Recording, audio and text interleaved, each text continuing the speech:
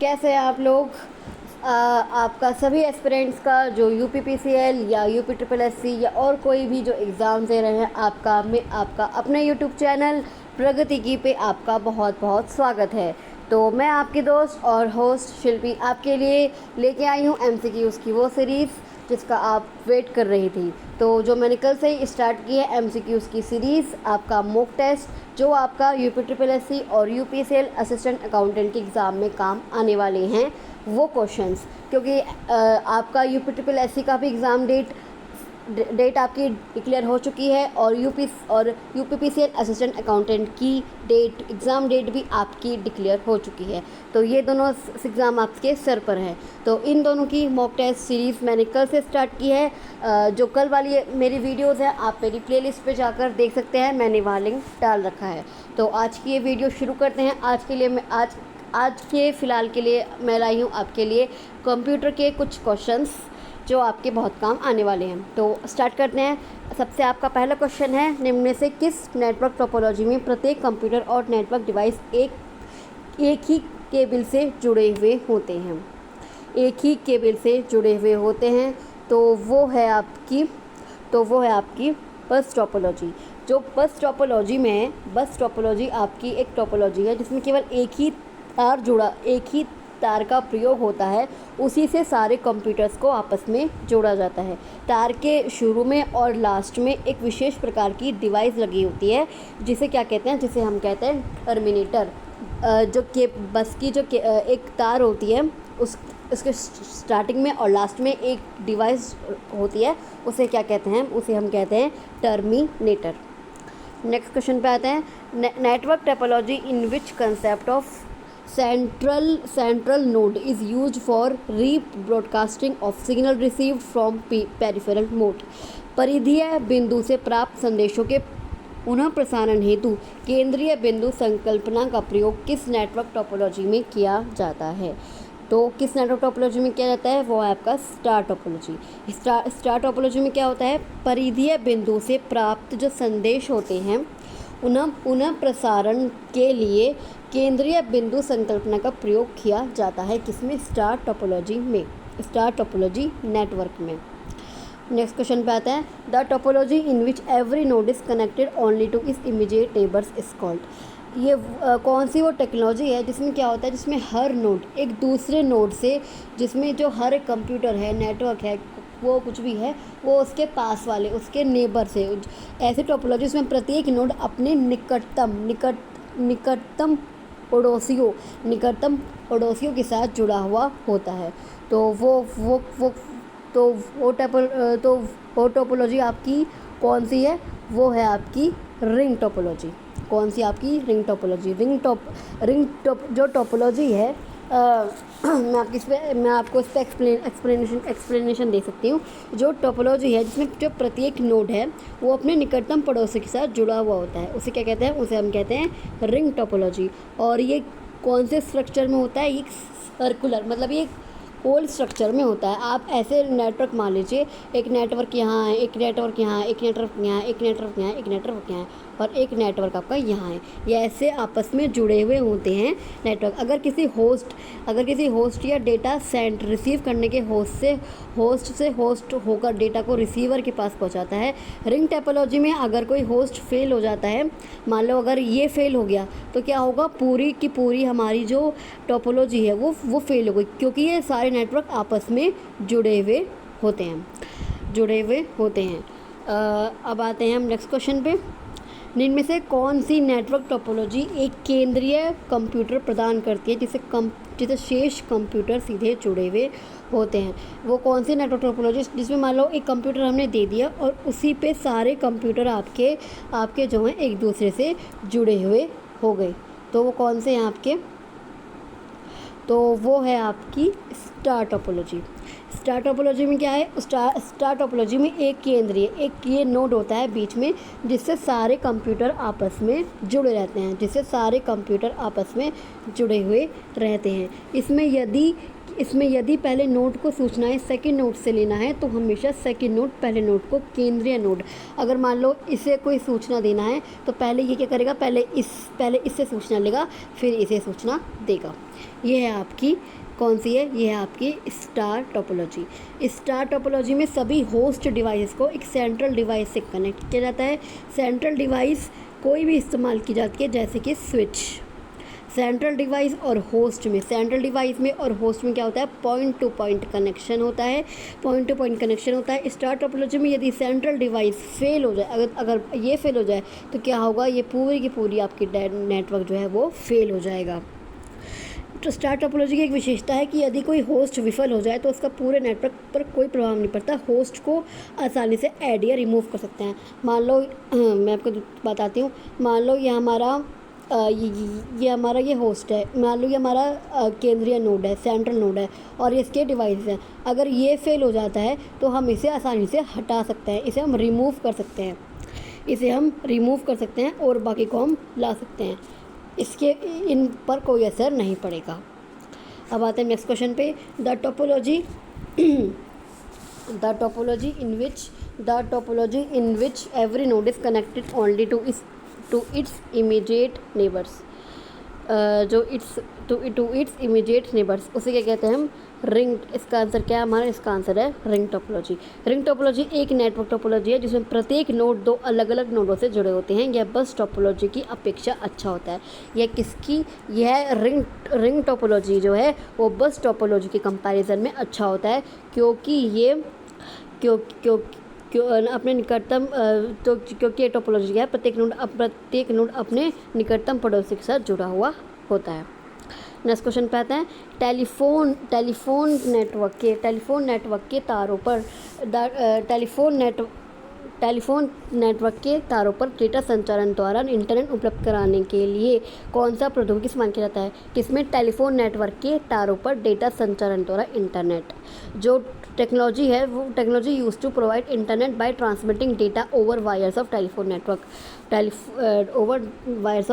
Network is, इसका आंसर क्या होगा, इसका आंसर आपका होगा डिजिटल सब्सक्राइबर लाइन। जो डिजिटल सब्सक्राइबर लाइन होती है वो टेलीफोन नेटवर्क के तारों से डेटा संचारण द्वारा इंटरनेट उपलब्ध कराने के लिए डिजिटल सब्सक्राइबर लाइन का इस्तेमाल किया जाता है।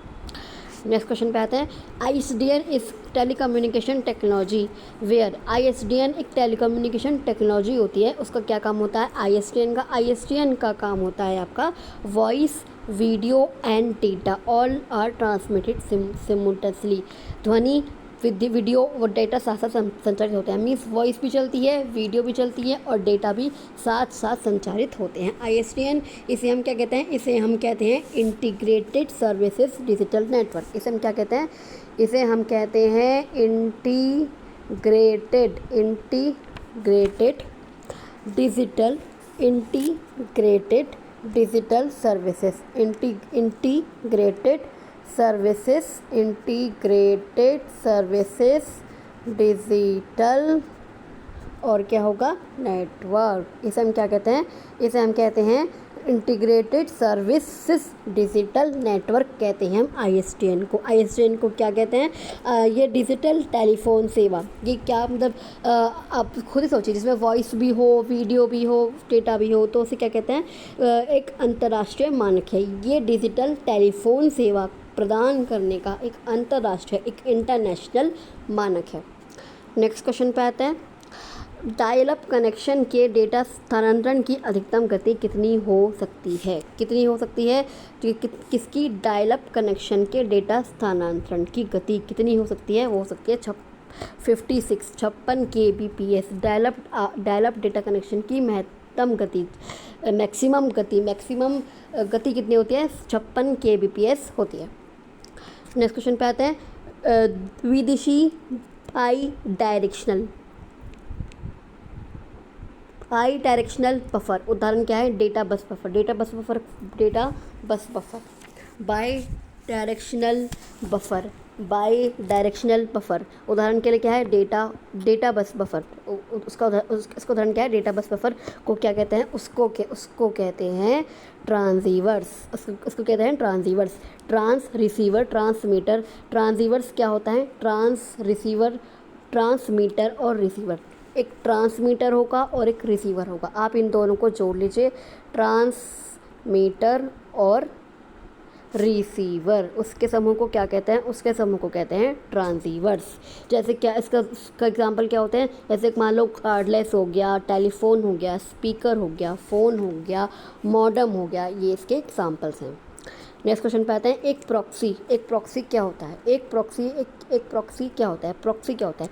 एक प्रॉक्सी अनुप्रयोग स्तर का गेटवे। जब हम दो कंप्यूटर को किसी तीसरे कंप्यूटर के साथ जोड़ते हैं तो उसे क्या कहते हैं, उसे कहते हैं प्रॉक्सी। इस प्रकार के अनुप्रयोग को इसे हम क्या कह सकते हैं, इसे हम कह सकते हैं परिवहन स्तर का गेटवे। इसे हम और क्या कह सकते हैं, इसे हम कह सकते हैं परिवहन स्तर गेटवे। याद रखिए, जब आप दो कंप्यूटर को किसी तीसरे कंप्यूटर के साथ जोड़ते हैं तो उसे क्या कहते हैं, उसे कहते हैं प्रॉक्सी। नेक्स्ट क्वेश्चन पे आते हैं, आईएसपी स्टैंड्स फॉर। आईएसपी की फुल फॉर्म क्या होती है। आईएसपी की फुल फॉर्म होती है इंटरनेट सर्विस प्रोवाइडर। क्या होती है, internet service provider. Next question पे आते हैं, the piece of hardware that converts the digital signal of your computer to analogue signal that can travel over telephone lines. वो कौन सा हार्डवेयर है जो डिजिटल सिग्नल को एनालॉग सिग्नल में चेंज करता है, कन्वर्ट करता है, जो टेलीफोन लाइंस के ऊपर घूम सकता है। तो वो क्या है आपका, वो है आपका मॉडेम। मॉडेम क्या होता है, मॉडेम क्या होता है, मॉडेम जो है मॉडेम कंप्यूटर को है वो टेलीफोन लाइन से जोड़ता है। मॉडेम क्या है, कंप्यूटर से प्राप्त होने वाले अंकीय डेटा को मीन्स डिजिटल डेटा को एनालॉग डिजिटल सिग्नल में परिवर्तित कर देता है, चेंज कर देता है, जिससे उसे टेलीफोन लाइनों से दूर दूर भेजा जा सके। मॉडेम क्या है, मॉडेम दूसरी तरफ से आने वाले एनालॉग संकेतों को अंकीय डेटा में परिवर्तित कर कंप्यूटर को देता है। डिजिटल संकेतों को अगर हम डिजिटल संकेतों को एनालॉग सिग्नल में भेजने को क्या कहते हैं, मीन्स चेंज करने को क्या कहते हैं, उसे चेंज करने को उसे कहते हैं मॉड्यूलेशन। अगर आप डिजिटल संकेतों को एनालॉग संकेतों में बदल रहे हैं तो उस प्रक्रिया को क्या कहते हैं, उस प्रक्रिया को कहते हैं मॉड्यूलेशन। और जो वो करता है उसे क्या कहते हैं, उसे कहते हैं हम मॉडेम। वो जो डिवाइस कर रही है उसे क्या कहते हैं, उसे कहते हैं मॉडेम। इसलिए संकेतों से उत्पन्न किया जाता है, इस प्रक्रिया को कहते हैं डीमॉड्यूलेशन। तो आपका जो आपका पीस ऑफ हार्डवेयर है, जो डिजिटल सिग्नल को एनालॉग सिग्नल में आपके कंप्यूटर में एनालॉग सिग्नल में कन्वर्ट कर देता है, जिससे वो दैट कैन ट्रैवल, जो टेलीफोन लाइनों के जरिए किसके जरिए टेलीफोन लाइनों के जरिए प्रेषित किए जाते हैं, उसे हम क्या कहते हैं, उसे हम कहते हैं modem. Next question, which of the following hardware devices connects a personal computer to a dial up internet connection. निम्नलिखित में से कौन सा हार्डवेयर डिवाइस है जो पर्सनल कंप्यूटर को डायल अप इंटरनेट कनेक्शन, आपको कोई पर्सनल कंप्यूटर है, अगर आप उसे डायल अप इंटरनेट कनेक्शन से जोड़ते हैं तो वो कौन सी डिवाइस होती है, वो आपकी मॉडेम। अभी बताया था, जो मॉडेम होती है वो एक हार्डवेयर डिवाइस होती है जो पर्सनल कंप्यूटर को किससे, डायल अप इंटरनेट कनेक्शन से जोड़ता है। Next question, a modem is used while communicating data in a. जो मॉडेम को किस में डेटा संचार करते समय एक मॉडेम का प्रयोग किया जाता है, वो क्या है, वो है आपकी वैन मीन्स वाइड एरिया नेटवर्क। एक साधारण डेटा संचार प्रणाली आमतौर पर एक या अधिक केंद्रीय प्रोसेसर के साथ इनपुट आउटपुट डिवाइस को जोड़ती है। वैन क्या है, वाइड एरिया नेटवर्क में डेटा संचार करते समय, वाइड एरिया नेटवर्क में अगर आप डेटा संचार कर रहे हैं, कम्युनिकेट कर रहे हैं उस वाइड एरिया नेटवर्क में, तो आपको किसका प्रयोग करना पड़ेगा, आपको प्रयोग करना पड़ेगा मॉडेम का। A modem is use while communicating data in a वैन। Next question, which of the following in a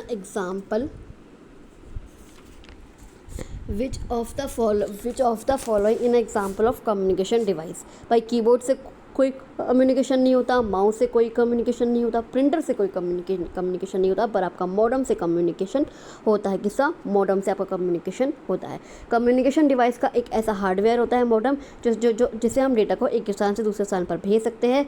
modem एक कम्युनिकेशन डिवाइस का बहुत अच्छा उदाहरण है मॉडेम। नेक्स्ट क्वेश्चन पे आते हैं।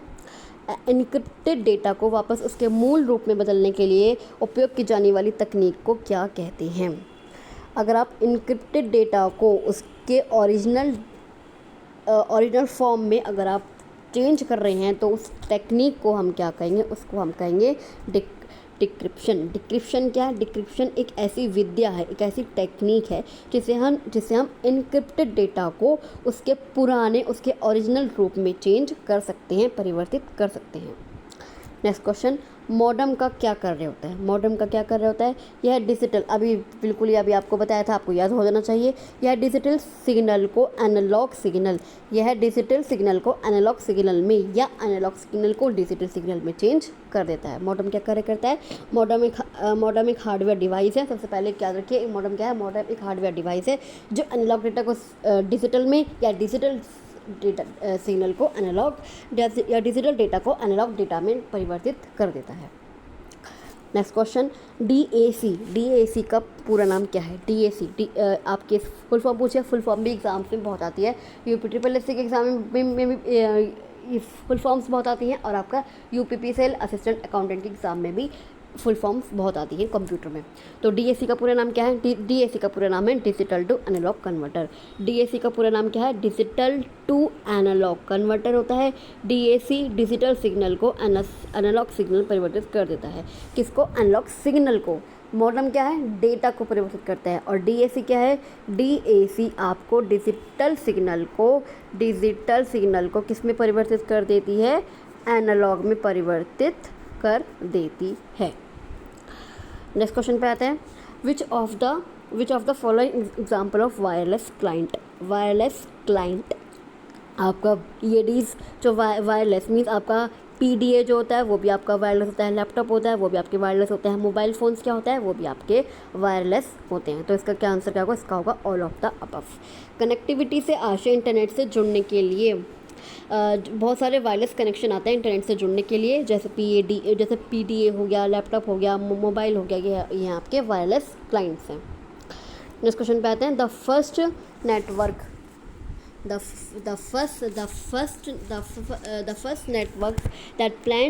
Planted the seeds of internet. जब इंटरनेट आया था, जब इंटरनेट की खोज हुई थी, तो सबसे पहला नेटवर्क था इंटरनेट का बीज बोने वाला जो नेटवर्क था, वो कौन सा था? वो कौन सा था? वो था आपका ARPANET। सबसे पहले कौन सा आया था? ARPANET। आपस में जुड़े कंप्यूटर्स के समूह को इंटरनेट कहा जाता है। भैया आपस में आपने कंप्यूटर्स को जोड़ लिया तो उसे क्या कहेंगे? उसे आप कहेंगे इंटरनेट। अमेरिकी रक्षा विभाग ARPANET ने advance research project agency network, ARPANET की फुल फॉर्म क्या है? ARPANET की फुल फॉर्म एडवांस रिसर्च, या आप लोग लिख लीजिए, आपके बहुत काम आने वाली है। Advance research project agency network क्या है? Advance research project agency network. ये आपकी ARPANET का पूरा नाम है। किसने किया था? अमेरिकी रक्षा विभाग ने खोज की थी किसकी? ARPANET की। Advance research project agency network कब की थी? वो की थी आपकी 1970 में। कब की थी? 1970 में। नेट ने धारा बना 1970 में TCP और प्रोटोकॉल की मदद से नेटवर्क साइज को बढ़ा दिया। कब की थी? 1970 में ARPANET की खोज की थी अमेरिकी रक्षा विभाग ने। नेक्स्ट क्वेश्चन पे आते हैं। सबसे पहले इंटरनेट क्या नाम था? सबसे पहले इंटरनेट का नाम था आपका ARPANET। सबसे पहले इंटरनेट का नाम क्या था? ARPANET यह विश्व का सबसे पहला इंटरनेट है जो NSF नेट से इंटरलिंक था। किससे? NSF net.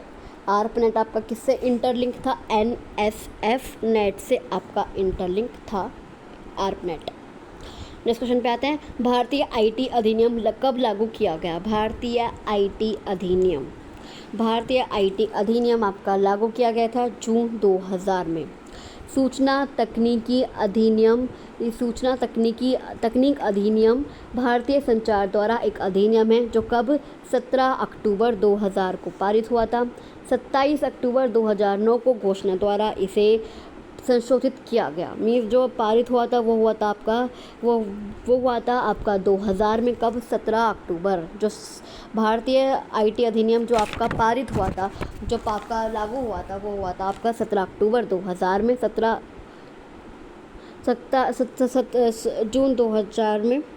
जून 2000 में। और जो आपका संशोधित करके इसे घोषणा किया गया 27 अक्टूबर 2009 में से क्वेश्चन द्वारा संशोधित किया गया। जो इसमें इम्प्रूवमेंट किया गया वो कब किया गया? वो किया गया था 27 अक्टूबर 2009 में। नेक्स्ट क्वेश्चन पे आते हैं, set of rules and guidelines use for internet. जो सेट ऑफ रूल्स और and guidelines used for internet is technically called. Internet के प्रयुक्त नियम और दिशा निर्देशों के समूह को तकनीकी रूप से किस नाम से जानते हैं? तो वो आपके नाम से जानते हैं नेटिक्वेट। किससे? नेटिक्वेट। इंटरनेट के जो भी हमारे इंटरनेट के सारे रूल्स हैं, रेगुलेशंस हैं, जो जितने भी दिशा निर्देश हैं, जितने भी नियम हैं, वो किस नाम से जाने जाते हैं? वो आपके नाम से जाते हैं, नेटिक्वेट के नाम से जाने जाते हैं। नेक्स्ट क्वेश्चन पे आते हैं, वेब पेज किस माध्यम से जुड़े हुए हैं? जो भी आपके इंटरनेट के वेब पेजेस हैं, जो भी आपके वेबसाइट्स हैं, मान लो www या जितने भी आपके वेबसाइट्स हैं, वो किसके माध्यम से जुड़े हुए हैं? वो आपके जुड़े हुए हैं हाइपरलिंक से। हाइपरलिंक एक ऐसा लिंक है जो दस्तावेजों को, वेब पेजेस को एक दूसरे से जोड़ता है, एक पेज को दूसरे पेज से जोड़ता है, पॉइंट करता है। ये एक वेब पेज को कलेक्शन होता है। वेब पेज पेजों का वेब पेज क्या होता है? वेब पेज क्या होता है? पेज का कलेक्शन होता है वेब पेज। नेक्स्ट क्वेश्चन पे आते हैं, विच of the following is not a search engine. कौन सा इन जो आपको एग्जाम ऑप्शन दिए गए हैं, कौन सा सर्च इंजन नहीं है? तो इसमें हम वही वाली टेक्निक यूज़ करेंगे जो हमने कल हिंदी की सीरीज़ में की थी, हिंदी के टेस्ट में की थी, कि पहले आप वो देख लीजिए, पहले आप वो ऑप्शन सिलेक्ट कर लीजिए जो आपको लगता है कि इसमें से नहीं हो सकता। तो क्या है? जो not a search engine, Bing एक सर्च इंजन है और डक एक सर्च इंजन है। तो इसमें से कौन सा सर्च इंजन नहीं है? इनमें से कौन सा एक सर्च इंजन नहीं है? तो आपके जो हैं ओपेरा है, इसके आपके दो आंसर्स होंगे, ओपेरा और क्रोम। इस क्वेश्चन से आपके दो ऑप्शंस हैं, ओपेरा और क्रोम। ओपेरा और जो क्रोम है वो एक वेब ब्राउज़र सॉफ्टवेयर है, वो आपके सर्च इंजन नहीं है, वो आपके वेब ब्राउज़र सॉफ्टवेयर हैं।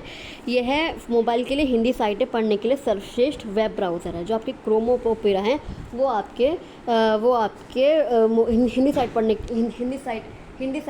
के लिए एक बेस्ट ब्राउज़र है, जबकि डक और बिग एक सर्च इंजन है। तो आपके क्या है? आपका ओपेरा और क्रोम पर आप इसे प्रायोरिटी आप ओपेरा को दे सकते हैं। तो आज के लिए बस ये थे मेरे क्वेश्चंस, कंप्यूटर के कुछ क्वेश्चंस। आई होप आपको ये क्वेश्चंस तो आज के लिए थे मेरे कंप्यूटर के कुछ क्वेश्चंस। आई होप आपको ये क्वेश्चंस अच्छे लगे। इसी तरह मेरे से जुड़े रहिए, मेरी वीडियोस को देखते रहिए।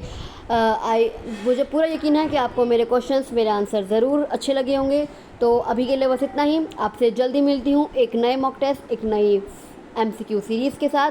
तो अभी के लिए बस इतना ही। अगर आपको मेरी वीडियो अच्छी लगी तो मेरे चैनल को लाइक और शेयर कीजिए, और मेरे चैनल को ज़रूर प्लीज़ सब्सक्राइब कीजिए। आपका कोई कमेंट है, कोई क्वेरी है, या आपका कोई और क्वेश्चन है, तो आप मेरे कमेंट बॉक्स पर कमेंट कर सकते हैं, या मेरा अपने डिस्क्रिप्शन बॉक्स में अपना टेलीग्राम ग्रुप का लिंक भी दिया हुआ है, आप उसे जाकर ज्वाइन भी कर सकते हैं, और आप वहाँ भी मुझसे कोई भी क्वेरी, कोई भी क्वेश्चंस पूछ सकते हैं। तो अभी के लिए मैं ये क्लास ख़त्म करती हूँ, आपसे फिर मिलती हूँ। Thank you so much.